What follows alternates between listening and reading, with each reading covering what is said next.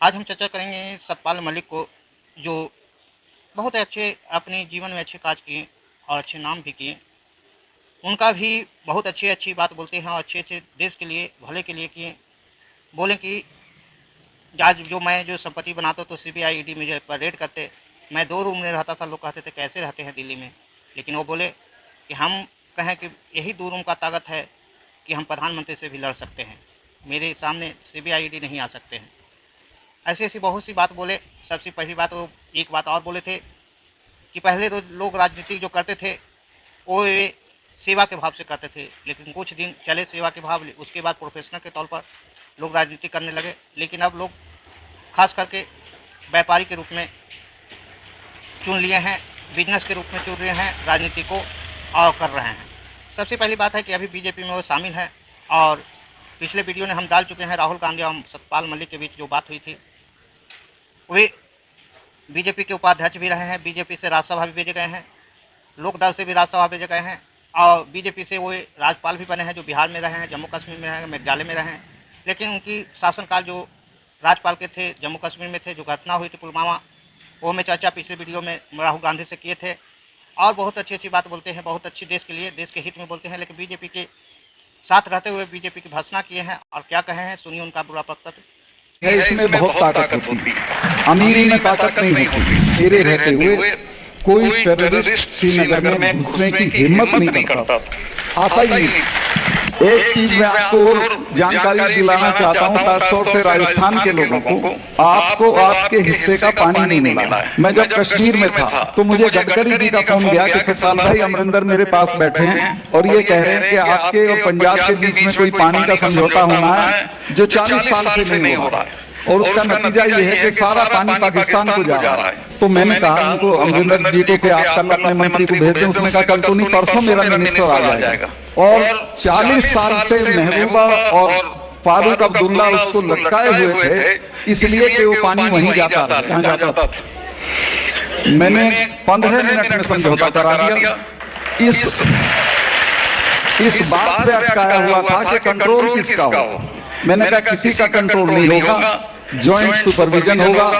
दस्तखत हो गए, मिठाई बट गई और आज आपको मैं बताना चाहता हूँ कि उस समझौते पे काम शुरू हो गया। कंडी एक इलाका है जम्मू में, जो कंडी माने सूखा इलाका, उसमें 25,000 हेक्टेयर में सिंचाई होगी, 6,000 हेक्टेयर में पंजाब में होगी और उसके बाद भी बहुत पानी बचेगा जो राजस्थान और हरियाणा को मिलेगा। मैं राजस्थान के लोगों से कहना चाहता हूं कि अपने नेताओं को कहें कि थोड़ा सावधान रहा करें, देख लिया करें कि तुम्हारे हिस्से की क्या चीज कहां बकाया है, उसको अपने यहाँ ले आए। स्वामीनाथन, इसका कोई नाम नहीं जानता था स्वामीनाथन का। मैं बीजेपी का घोषणा पत्र जब लिखा जा रहा था तो मुझे जिम्मेवारी दी गई थी कि एग्रीकल्चर का सेक्शन मैं लिखूंगा। तो मैं जब वो लिखने लगा तो सबसे पहले मेरे जहन में आया कि मैं स्वामीनाथन कमेटी की सिफारिश लिखूं। लेकिन मुझे पता था कि बीजेपी कभी ये नहीं मानेगी। तो मैंने अपने यहाँ के थे अजमेर के सावरलाल जाट साहब को फोन किया, किसानों के बड़े मजबूत आदमी थे। मैंने कहा कि चौधरी साहब ऐसी सिचुएशन है, मेरा मन है कि मैं ये लिखूं लेकिन ये तो लागू नहीं करेंगे। तो उन्होंने मुझे जवाब दिया कि मलिक साहब ये कलम रोज नहीं मिलती है, आज मिली हुई है, लिख दो, मनवा तो हम लेंगे। हमारे लोग सड़कों पे बैठ के मनवा लेंगे। और आप हैरत करोगे, वही हुआ उसके बाद से आज तक जितने किसान आंदोलन छोटे बड़े हुए हैं उन सब में स्वामीनाथन कमीशन की रिपोर्ट लागू करो, ये बात कही गई है और ये किसी न किसी दिन पक्की हो जाएगी।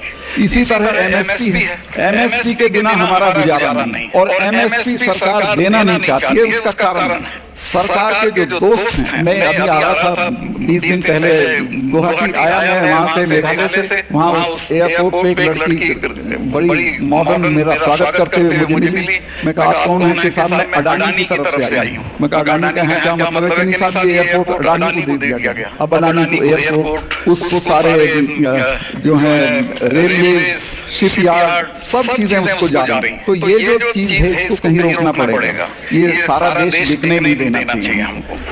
और ये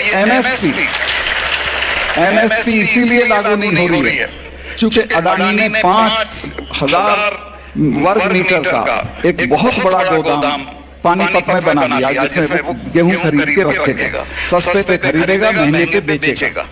पंजाब में किसानों ने किया कि वो उसके अंबानी के टावर गिरा दिए, इन गोदामों को फाड़ दो, इनकी कोई जरूरत नहीं है, कोई डरने की जरूरत नहीं है, कुछ नहीं होगा, मैं चलूंगा जेल आपके साथ।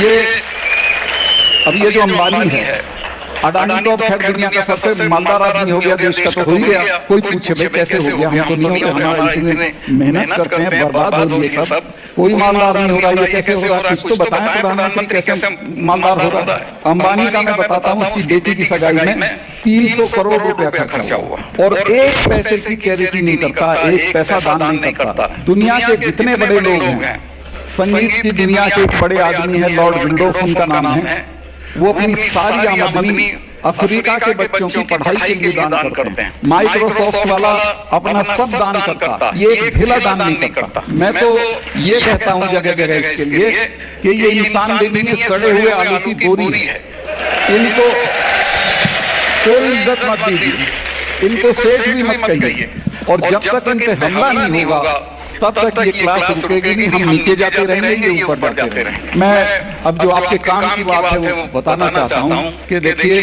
हमारे पास ना तो सड़ी हुई हवेलियां हैं कि जिन पे हम कर्जा लेके होटल बना लेंगे, ना हमारे पास महल है, ना हमारे पास रुपया है, हम तो छोटी छोटी जमीनों के मालिक हैं, उसी में ऊपर नीचे होते रहते हैं। एक ही तरीका है एम्पावर होने का, ताकत हासिल करने का और आगे बढ़ने का, और वो है तालीम का। दुनिया में जिन कौमों ने तालीम की तरफ ध्यान दिया वही तरक्की की है। एक घटना मुझे इंग्लैंड की याद आती है, जब वर्ल्ड वॉर सेकंड चल रहा था, बजट पेश हो रहा था, बजट में सारी मदों में कटौती की गई, लेकिन एजुकेशन में कोई कटौती नहीं हुई। खड़े हो गए विपक्ष के लोग, उन्होंने कहा साहब इसमें कटौती क्यों नहीं हुई?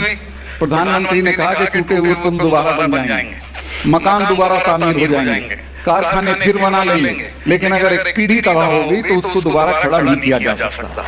तो ये जो हमारी पीढ़ी, इसकी तालीम पे अब वो सारी चीजें छोड़ दो कि बुढ़े के मरने पे 40 गांव की चिट्ठी फाड़ोगे, बुढ़ा सूरजमल हो जाएगा उससे, उस पैसे को बचाओ। दहेज में आजकल हमारे यहाँ पे 4 छल्ले की गाड़ी मांगते हैं, वो कौन सी है?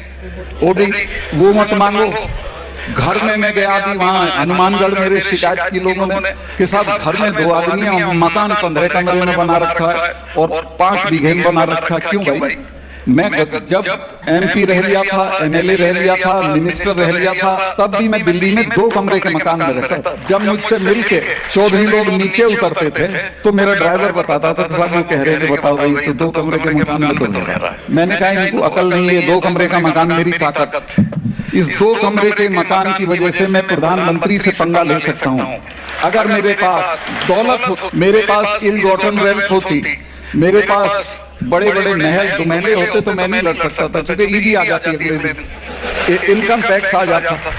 अब तो मैं जब गया कश्मीर में, जब गया तो जाते 2 मामले मेरे सामने आए और दोनों में घपला था। मुझे सेक्रेटरी ने कहा इनमें गड़बड़ है, तो मैं इनको कैंसिल करो। उन्होंने कहा साहब इनमें 150 करोड़ रुपया। मैं कहा भाड़ में जाए, मैं तो 5 कुर्ते पजामे में आया हूँ, ऐसा ही जाऊँ। और मैं तीसरे दिन प्रधानमंत्री ये क्या कर रहे हो सेनापति? अस्त्र के साथ साथ दिमाग भी चला रहा था। आपकी कोई दिलचस्पी हो तो मुझे बताएं, मैं नहीं करूंगा, मैं छोड़ दूंगा। और उसमें अंबानी का भी था, वो जो छोटे वाला अंबानी है वो था उसमें, तो मैं दोनों कैंसिल कर दिए और आज मैं मौत से हूँ, किसी चीज से नहीं डरता हूँ। मैं आपको ये बताऊं कि जो फकीरी है इसमें बहुत ताकत होती है, अमीरी में ताकत नहीं होती। कश्मीर में जब ये 370 हटाने की बात आई तो रात को मुझे गृह मंत्री के यहाँ से आदेश आया कि कल एक चिट्ठी आपको भेजनी, क्योंकि वो असेंबली होती तो असेंबली की चिट्ठी जाती, चूंकि असेंबली थी नहीं, गवर्नर रूल था, तो मेरी चिट्ठी के आधार पर उसको हटना था। तो मैंने चीफ सेक्रेटरी को बुलाया, कहा कि सुबह ये चिट्ठी मैंने ड्राफ्ट कर रखी थी कि सुबह चिट्ठी टाइप करा के मेरे साइन करा के दिल्ली भेज दो।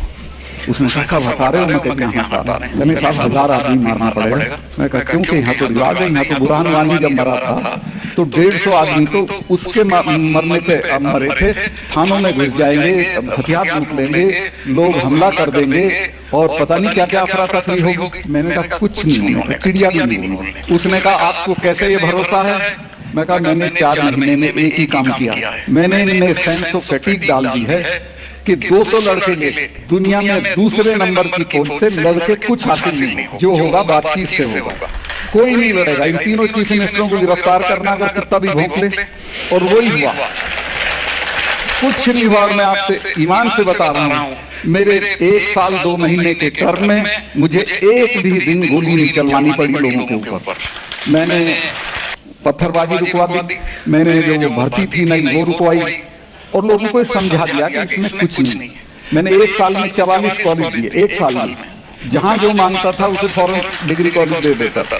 मुफ्ती सईद के एक साथी थे जो मेरे भी दोस्त हैं, अब तो उनकी डेथ होगी पिछले कुछ महीने पहले, उनका नाम था मुजफ्फर बेग साहब। तो मुझे मिलने आने वाले थे जम्मू के उसमें गवर्नर हाउस में, थोड़ा देर हो गई। मैंने पूछा साहब क्या हो गया?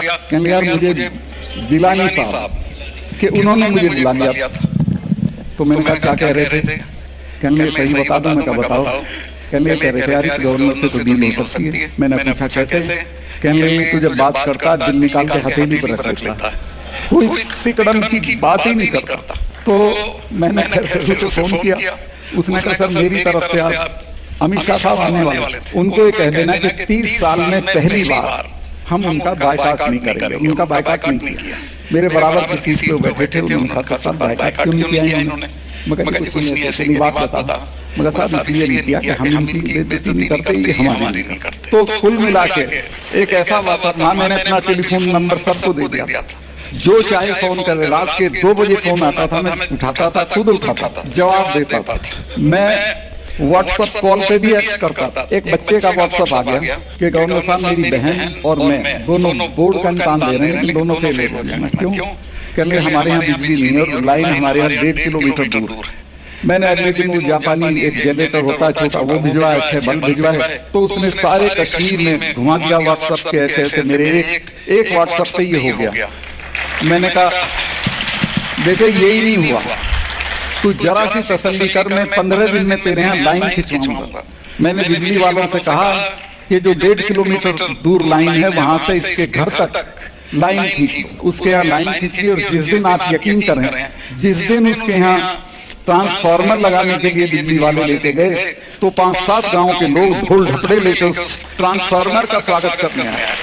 तो कुल मिला के अगर आप ठीक से काम करें तो सब कुछ ठीक हो सकता है। अब तो वहाँ बात बहुत बिगड़ चुकी है, मैं उस पर कमेंट नहीं करूंगा, ना मेरा कहना ठीक है। मेरे रहते हुए कोई टेररिस्ट श्रीनगर में घुसने की हिम्मत नहीं करता, आता ही नहीं। अब तो वहाँ घुस के पुलिस के लोगों को मार रहे हैं, सीआरपी के लोगों को मार रहे हैं, कोई डर नहीं है किसी तरह का। और ये सारी चीज डर से नहीं होती, ये इकबाल से भी होती। सरकार का अगर इकबाल है तो लोग आपका कहना मानेंगे, नहीं है तो उलट जाएंगे। ये कैसे हो रहा है कुछ तो बताएं, प्रधानमंत्री कैसे मालदार हो रहा है? एमपी रह लिया था, एमएलए रह लिया था, मिनिस्टर रह लिया था, तब भी मैं दिल्ली में 2 कमरे के मकान में रहता था। जब मुझसे मिलके चौधरी लोग नीचे उतरते थे तो मेरा ड्राइवर। सतपाल मलिक जो है, जो 1974 से राजनीतिक में हिले और 2024 तक थे, 2020 तक राज्यपाल थे वो, और वो बीजेपी बनाए थे। और ऐसे वीडियो को प्राप्त करने के लिए चैनल को लाइक, सब्सक्राइब और बेल आइकन घंटी दबाएं। थैंक्स, धन्यवाद।